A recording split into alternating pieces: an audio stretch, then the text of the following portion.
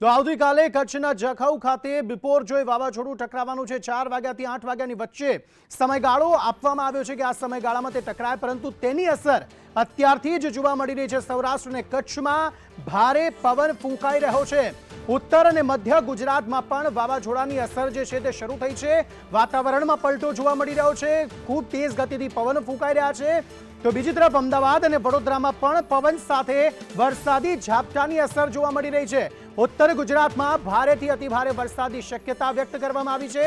तो सौराष्ट्रना पण अनेक विस्तारों में भयंकर वावाझोड़ानी असर अत्यारथी ज जोवा मळवानी शरूआत थई चूकी छे। वावाझोड़ुं आवतीकाले टकरावानुं छे, परंतु तेनी असर वावाझोड़ुं ज्यारे गुजरातनी नजीक पहोंची रह्युं छे त्यारथी ज आ असर जे छे ते तेज थई रही छे।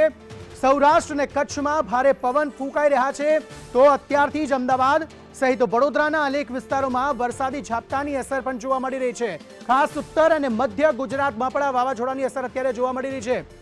जणावी दीए के कच्छना जखौ खाते आ वावाझोड़ानुं लैंडफॉल आवतीकाले 5 वाग्यानी आसपास એટલે કે 4 વાગ્યાથી લઈને 8 વાગ્યાની વચ્ચે થવાનું છે તેવી શક્યતા વ્યક્ત કરવામાં આવી છે। તેવામાં તેના 24 થી 27 કલાક પહેલાથી તેની અસર ગંભીર અસરો અત્યારે જોવાની શરૂઆત થઈ ચૂકી છે। આ અલગ અલગ વિસ્તારોમાં તો અત્યારે ભારે પવન ફૂંકાઈ જ રહ્યો છે, વરસાદી ઝાપટા પણ પડી રહ્યા છે, પરંતુ તેની અસર ઉત્તર અને મધ્ય ગુજરાત સુધીના અનેક જિલ્લાઓમાં અત્યારે જોવા મળી રહી છે। डिस्ट्रिक्ट वाइज विंड वार्निंग देखें तो आप जो ऑरेंज कलर आप यहाँ देख रहे हैं दैट इज कच्छ डिस्ट्रिक्ट और गल्फ ऑफ कच्छ को लगे हुए जैसे देवभूमि द्वारका, पोरबंदर, जामनगर, राजकोट और जूनागढ़, ये सभी डिस्ट्रिक्ट्स में ज़्यादा विंड्स होने का संभावना है। और सबसे ज़्यादा विंड कच्छ, देवभूमि द्वारका, जामनगर और आसपास इलाके में होने का संभावना है। और मैक्सिमम विंड जो हम प्रेडिक्ट कर रहे हैं वो आज से अभी 65 to 75 किलोमीटर चल रहा है, गस्टिंग टू 85 किलोमीटर। ये धीरे धीरे बढ़ते हुए जब साइक्लोन तट को टकराएगा तब wind speed 125 to 135, gusting to 155 kilometre per hour हो सकता है। और जब आप धीरे धीरे थोड़ी से राइट की तरफ चलेंगे तो विंड स्पीड कम होगा। जैसे भावनगर, आनंद वगैरह जो डिस्ट्रिक्ट है कि सुरेंद्रनगर जो डिस्ट्रिक्ट है वहाँ wind speed 60 to 80 kilometre per hour हो सकता है। और नॉर्थ गुजरात रीजन देखें तो वहाँ wind speed 40 to 50 kilometre per hour हो सकता है धीरे धीरे बढ़ते हुए। 15 का विंड देखें तो नेक्स्ट स्लाइड प्लीज। सो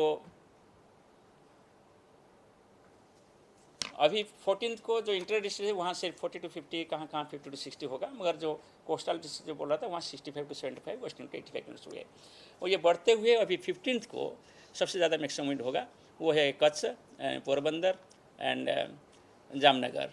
और इसके साथ साथ मोरबी जो डिस्ट्रिक्ट है वो डिस्ट्रिक्ट्स में 125 to 135 kilometre per our wind speed हो सकता है। इससे आप जाएंगे जैसे फॉर एग्जांपल वायलेट कलर की तरफ जाएंगे जो डिस्ट्रिक्ट्स आप दिखाई दे रहे हैं, सो वहाँ विंड स्पीड आपका 50 to 60 kmph हो जाएगा। और जो ग्रे कलर में दिखाई दे रहा है वहाँ 40 to 50 किलोमीटर विंड स्पीड हो सकता है। Next please. सो विंड की वजह से डैमेज पोटेंशियल बढ़ता है। और ये जो ऑरेंज कलर, येलो कलर आपको दिखाई दे रहा है स्पेशली कच्छ एरिया है, यहाँ विंड का सबसे ज़्यादा इम्पैक्ट होगा। इसके अलावा आपका मोरबी भी और देवभूमि द्वारिका और जामनगर वगैरह जो डिस्ट्रिक्ट है वहाँ भी इसका विंड का इम्पैक्ट देखने को मिल सकता है, मगर सबसे ज़्यादा इम्पैक्ट कच्छ डिस्ट्रिक्ट में होने का संभावना है। Next please.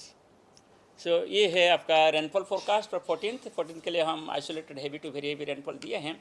और ये सभी डिस्ट्रिक्ट है गल्फ ऑफ कच्छ के लगे हुए सभी डिस्ट्रिक्ट, जितना कि से कच्छ से शुरू करके इसके बाद मोरबी है और इसके बाद जामनगर है और देवभूमि द्वारका है और पोरबंदर है। इसके बाद येलो कलर जो डिस्ट्रिक्ट दिखाई दे रहा है सौराष्ट्र रीजन पे वो सभी जगह में आइसोलेटेड हैवी रेनफॉल आज भी हो सकता है। Next please. ये 15 तारीख को इंटेंसिटी बढ़ेगा रेनफॉल की। और कच्छ, देवभूमि द्वारका, जामनगर डिस्ट्रिक्ट्स में हम फ्यू प्लेसेस में heavy to very heavy rainfall के साथ साथ आइसोलेटेड प्लेसेस में एक्सट्रीमली हैवी रेनफॉल एक्सपेक्ट कर सकते हैं। और पोरबंदर, राजकोट, मोरबी और जूनागढ़ में हम heavy to very heavy rainfall expect कर सकते हैं। इसके अलावा जो येलो कलर का डिस्ट्रिक्ट आप देख रहे हैं वहाँ हम आइसोलेटेड हैवी रेनफॉल एक्सपेक्ट कर रहे हैं। 16 को आप देखेंगे तो रेनफॉल बेल्ट शिफ्ट हो जाएगा एंड सिर्फ नॉर्दर्न गुजरात के जो डिस्ट्रिक्ट है जैसे बनसकांठा और एडजिंग एरियाज वहाँ 16 को भी आइसोलेटेड प्लेसेस में heavy to very heavy rainfall हो सकता है। इसके साथ साथ जो साउथ राजस्थान का डिस्ट्रिक्ट है वहाँ भी 16 को एवं 17 को heavy to very heavy rainfall isolated places में होने का संभावना है। Next please. सो जो फ्लड का इम्पैक्ट आप देखेंगे तो सौराष्ट्र कच्छ रीजन पे जो आप दिखाई दे रहे हैं यहाँ शेडेड एरिया, जैसे येलो हो कि ऑरेंज हो, उसमें फ्लड का स्थिति उत्पन्न होने का संभावना है। जैसे on the average there could be 0.5 to 1 metre of flood that you can, जो लो लाइंग एरिया होगा इसमें ज़्यादा हाइट का फ्लडिंग सिचुएशन ज़रूरत हो सकता है। सो इसका कारण यही है कि हम एक्सट्रीमली हेवी रेनफॉल एक्सपेक्ट कर रहे हैं, जो एरिया उस एरिया में ज़्यादा बारिश होता है नहीं इस पीरियड में। दूसरा रीज़न है कि 2 to 3 मीटर स्टर्म सर्ज यानी टाइडल वेव आने का संभावना है। दोनों का कंबाइंड इम्पैक्ट से कोस्टल डिस्ट्रिक्ट्स का लो लाइंग एरिया में इनंडेशन हो सकता है। जो नॉर्दर्न पार्ट ऑफ कच्छ में आप देख रहे हैं वो सभी क्रीक एरिया है जो कि समुद्र के साथ जुड़े हुए हैं वो एरिया, यहाँ भी समुद्र का पानी डायरेक्ट आ सकता है। Next please. सो ये हमारा फोरकास्ट है स्टॉर्म सर्ज यानी टाइडल वेव की, जो साइक्लोन की वजह से होता है। हम 2 से 3 मीटर हाइट का जो टाइडल वेव पहले से प्रेडिक्ट कर रहे थे वही प्रेडिक्ट कर रहे हैं, वो ये टाइडल वेव सबसे ज़्यादा होगा कच्छ डिस्ट्रिक्ट में। इसके अलावा आप देवभूमि द्वारका और जामनगर मोरबी में होगा मगर रिलेटिवली कम होगा। सबसे ज़्यादा लगभग 2.4 to 2.8 मीटर स्टॉर्म सर्ज दिखाई दे रहा है नालिया के आसपास जो एरिया है। Next please. सो जैसे हमने कल जानकारी दिए थे आज भी हम वही जानकारी रखें। ये एक वेरी सीवियर साइक्लोन स्टॉर्म है, इसका डैमेजिंग पोटेंशियल है। सो इसमें बड़े बड़े पेड़ गिर सकता है और छोटे घर सामान जैसे कच्चा हाउस हो कि टीन हाउस हो कि एस्बेस्टस हाउस हो, ये सब इसमें इम्पैक्टेड हो सकते हैं। और टेलीफोन पोल्स, इलेक्ट्रिक पोल्स भी बेंडिंग और अपरूटिंग हो सकते हैं। स्मॉल बोट्स, क्राफ्ट सेक्टर जो मोरिंग डिचार्ज हो सकता है। और सॉल्ट स्प्रे की वजह से विजिबिलिटी रिड्यूस हो सकता है। सॉल्ट पेन्स और इंडस्ट्रीज ऑफशोर ऑनशोर इसमें इम्पैक्टेड हो सकता है। पोर्ट्स भी इसमें इम्पैक्टेड हो सकता है, इसलिए हम वार्निंग एंड एडवाइजरी दे रहे हैं। Next please. हमारा वार्निंग यही है कि कोई भी फिशरमैन अंदर नहीं जाना चाहिए। फिशिंग ऑपरेशन सस्पेंशन होना चाहिए अप टू 15th। और कोई शिप भी नॉर्थ ईस्ट अरेबियन सी को नहीं जाना चाहिए। और पोर्ट्स में जो शिप्स है वो सभी सेफली रहना चाहिए। और पोर्ट्स के जो सौराष्ट्र और कच्छ कोस्ट जितना पोर्ट्स है सभी के लिए हम ग्रेट डेंजर सिग्नल दिए हैं। और नेवल बेस जो भी है उनको भी हम एप्लीकेशन लेने के लिए हम सुझाव दिए हैं और वार्निंग एंड एडवाइजरी इशू कर रहे हैं। जो टूरिज्म है वहाँ एक टूरिस्ट स्पॉट बहुत सारे हैं सौराष्ट्र कच्छ एरिया में, जैसे कि गिर सोमनाथ है और सोमनाथ टेम्पल है और द्वारिका मंदिर है। ये सभी के लिए भी हम एडवाइस दे रहे हैं कि रेस्ट्रिक्टेड होना चाहिए tourism and people safe place में रहना चाहिए। 15 तारीख को इधर उधर घूमना नहीं चाहिए। और rail traffic, road traffic, air traffic को भी रेगुलेशन करना चाहिए। सो इसके साथ मैं आप सभी को धन्यवाद देता हूँ। मैं एक समरी यही बोलना चाहता हूँ कि हमारा जो पूर्वानुमान हम जारी किए थे वही पूर्वानुमान हम जारी रखे हैं अभी तक। और ट्रैक और लैंडफॉल पॉइंट में और टाइम में हम कोई ऐसे सिग्निफिकेंट परिवर्तन नहीं किए हैं।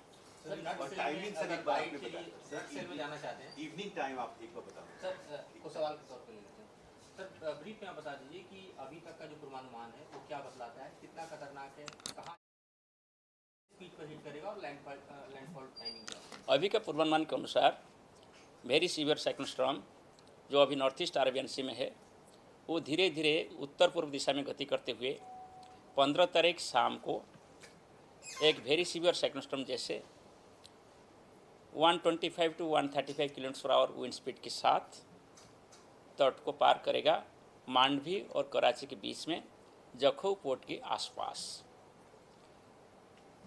इसकी सीवियरिटी के पीछे क्या रीजंस बने, अगर उसको डिफाइन करना चाहते हैं तो कैसे सीवियर होता चला गया और क्यों दरअसल ये गुजरात के ही तटीय इलाकों में टकराता हुआ दिखाई देता। देखिए आप सीजनली पैटर्न देखेंगे तो मई और जून महीना में अरेबियन सी में साइक्लोन डेवलप होता है और severe cyclone, very severe cyclone भी होता है। इंटेंसिटी साइक्लोन का डिपेंड करता है समुद्र की स्थिति के ऊपर और वायुमंडल की स्थिति के ऊपर। अभी जो वायुमंडल की स्थिति था, समुद्र की स्थिति था, वो सभी फेवरेबल था, अनुकूल था एक साइक्लोन डेवलपमेंट करने के लिए और इसका इंटेंसिफिकेशन के लिए। मगर ये कोई सरप्राइज़ नहीं था क्योंकि 15 दिन पहले, जेनेसिस का 15 दिन पहले भारत मौसम विज्ञान विभाग ये जानकारी दिया था कि एक साइक्लोजेनेसिस होगा। और जब 6 तारीख को साइक्लोजेनेसिस हो गया तब भी हम बता दिया कि ये एक वेरी सीवियर साइक्लोन स्टॉर्म होगा। और अकॉर्डिंगली ये मॉनिटर हो रहा है, हर 3 घंटा इसका प्रेडिक्शन जा रहे हैं और 3 डेज हम कंटिन्यूसली बोल रहे हैं कि ये सौराष्ट्र कच्छ और पाकिस्तान कोस्ट को हिट करेगा 15 तारीख शाम के आसपास एक वेरी सीवियर साइक्लोन स्टॉर्म की वजह से। ये बताइए कि अभी में भी पॉसिबल 3 किलोमीटर पर आवर की स्पीड से आगे मूव कर रहा है, आगे मतलब नॉर्थ की साइड में मूव कर रहा है, अगर लगातार वहीं पे है तो कितने टाइम में अब मूव करेगा इस साइड में? देखिए, हम जो पूर्वानुमान किए थे अकॉर्डिंगली ये अभी चल रहा है। हम ही बोले थे कि 14 तारीख को ये नॉर्थ ईस्ट मूवमेंट करेगा। अभी हमारा जो प्रेडिक्शन है इसके हिसाब से अभी नॉर्थ ईस्ट मूवमेंट करेगा। जब पाथ परिवर्तन होता है तब साइक्लोन स्लो हो जाता है, ये कैरेक्टरिस्टिक्स है सभी का। हम जब साइकिल में जाते हैं तो साइकिल भी स्लो स्पीड हो जाता है, कोई टर्निंग हम ले रहे तो। सो ऑलरेडी ये पास्ट 3 आवर्स ऑलमोस्ट स्टेशनरी है, और अनदर 3 आवर्स इट में भी स्टेशनरी। इसके बाद धीरे धीरे ये नॉर्थ ईस्ट दिशा पे सौराष्ट्र कच्छ और इसके आसपास पाकिस्तान तट पर आगे बढ़ेगा। सर, इस साइक्लोन की वजह से मानसून पर कितना असर पड़ा है? मैं तो बोलूँगा कि ये मानसून को हेल्पफुल हुआ है। जो मानसून डिले हो रहा था, 8 तारीख को मानसून आ गया जब साइक्लोन जेनेसिस हो गया 6 तारीख को, क्योंकि साइक्लोन की वजह से जो फ्लो है, विंड फ्लो सदर्न हेमिस्फीयर से नॉर्दर्न हेमिस्फीयर, ये स्ट्रेंथनिंग हुआ और ये साइक्लोन स्लो मूव किया। साउथ ईस्ट अरेबियन सी में बहुत टाइम तक रहा। इसकी वजह से सदर्न पेनिनसुला में वेस्टर्ली विंड स्ट्रंगर हुआ और मानसून एडवांस किया पेनिनसुला में, साउथ पेनिनसुला में। इसके बाद भी ये साइक्लोन नॉर्दर्ली मूवमेंट कर रहा है। ओमान की तरफ गया होता तो एडवर्सली इफेक्ट किया होता, नॉर्दर्ली मूवमेंट किया तो इसमें हमारा जो मानसून फ्लो पैटर्न इतना डिस्टर्ब नहीं हुआ। फिर भी अभी जो स्थिति है इसमें ये साइक्लोन मानसून सर्कुलेशन से डिटैच हो चुका है और ये अभी आगे बढ़ रहा है नॉर्थ की तरफ। इसकी वजह से अभी जब तक ये साइक्लोन है, यानी 18 तारीख तक ये डिप्रेशन रहेगा, 17-18 तारीख को लो प्रेशर हो जाएगा, तब तक इसका वजह से थोड़ा सा एडवर्स हो सकता है। मगर इसके बाद यानी 18 तारीख से और 18 तारीख के बाद फिर जो साउथ ईस्ट मानसून सर्कुलेशन है विंड से स्ट्रंगर होगा। हमारा ये पूर्वानुमान है कि 18 से 21 तारीख बीच में साउथ इंडिया का और कुछ हिस्सा और ईस्टर्न इंडिया में मानसून आगे बढ़ेगा। सर, शुरुआत में कई राज्यों को अलर्ट दिया गया था साइक्लोन के लिए। अभी गुजरात और राजस्थान के अलावा क्या देश के और भी किसी स्टेट में इसका इम्पैक्ट है? लोग कह रहे हैं। देखिए, साइक्लोन का जो इम्पैक्ट है सबसे ज़्यादा इम्पैक्ट गुजरात के लिए है, सौराष्ट्र कच्छ स्पेशली। और जब ये अंदर आएगा 15 तारीख शाम के बाद ये वीकनिंग होगा। 16 तारीख सुबह तक विंड स्पीड जैसे हमें बताया कि 80 to 90 और इवनिंग तक शायद विंड स्पीड 50 किलोमीटर स्पीड हो जाएगा। वो विंड स्पीड होगा किसके कहाँ ऊपर ना, north Gujarat and south Rajasthan के ऊपर। इसलिए विंड का जो डैमेजिंग इम्पैक्ट होता है वो तो लिमिटेड रहेगा, mostly of to Saurashtra and Kutch. इसके बाद साउथ राजस्थान में शायद कोई ट्री ब्रांच ब्रेकिंग हो सकता है, स्मॉल ट्री गिर सकता है, मगर ऐसे कुछ ज़्यादा विंड डैमेजिंग इम्पैक्ट होने का संभावना नहीं है। मगर कभी कभी एक थंडर स्क्वाल जैसे थंडरस्टॉर्म होता है, ऐसे साउथ राजस्थान डेवलप हो सकता है 15 तारीख और 16 तारीख को, और इसमें विंड स्पीड 60 से 70 किलोमीटर पर आवर हो सकता है। अदरवाइज इसके बाद जो देखेंगे आप, ये नॉर्थ ईस्ट डायरेक्शन चालू रखेगा और इसकी वजह से बारिश होगा। साउथ राजस्थान बारिश होगा, इसके साथ इस जो एडजनिंग वेस्ट एमपी है इसमें बारिश हो सकता है, मगर ऐसे कुछ नुकसान करने वाले विंड वहाँ नहीं होगा।